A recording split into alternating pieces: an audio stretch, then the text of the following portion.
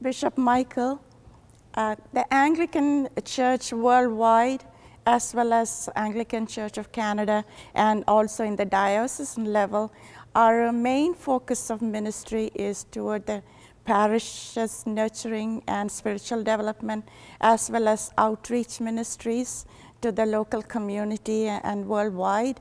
A lot of focus has been, and energy and emotional content has been spent on other issues like same-sex marriage, union, blessing of that. And I would like to know, what is it that we are in this diocese focusing mainly at this present time? Well, I think you're right. There's been a lot of energy given to this one issue, and it can obscure the fact that the mission of the Church is continuing very strongly in the diocese. Every night in our diocese across the Lower Mainland, 1,000 people are housed who would otherwise have no home. We have long-term care facilities, we have short-term care facilities, we have hospice facilities, and shelters for youth and the elderly. And every night of the week, this work goes on, which is the mission of caring for the poor and the homeless. In our parishes, approximately 8,000 meals are served every month in various food programs. That's getting on to 100,000 people a year who are being fed. We have the sick being visited. We have the dying being visited. We have programs for young people and teenagers and the elderly. We have programs in spiritual development. Many parishes are doing wonderful work reviving spiritual practices. We're going into the season of Lent now, for example, where this will take on new focus and intensity. So we are moving ahead with the mission of Christ, and we're not being distracted by this issue. It does seem to me that in a few parishes this has become a major preoccupation, but it's not so for most of us. Thank you.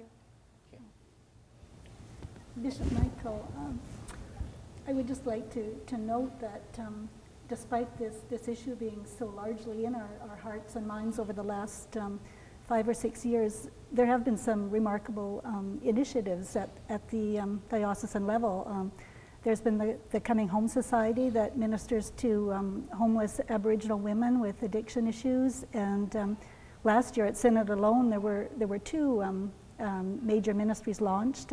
Brother Blythe's Underleaf Ministry to provide pastoral care to West Coast Aboriginal people living in the city, and Father Matthew Johnson's Street Outreach Initiative to provide pastoral care to those on the streets of the downtown east side. I think these are wonderful initiatives, and it really concerns me that the media is focusing so much on other issues and portraying us as a diocese consumed with a single issue at the moment. The secular media is very interested in conflict and controversy. And so if one only looks at that, you would think the Church is kind of convulsed at the moment. That's not the case. Our own diocesan website and the National Church website and our diocesan newspaper Topic are good sources of information. It doesn't make headlines that Father Matthew Johnson goes out every night and ministers to people in the downtown east side.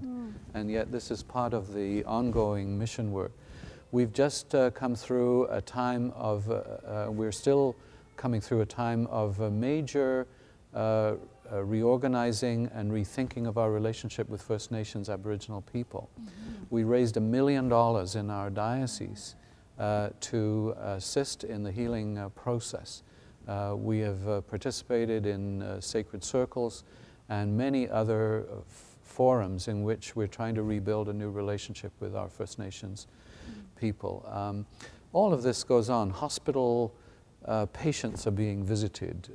We are supporting theological colleges in developing nations throughout the world.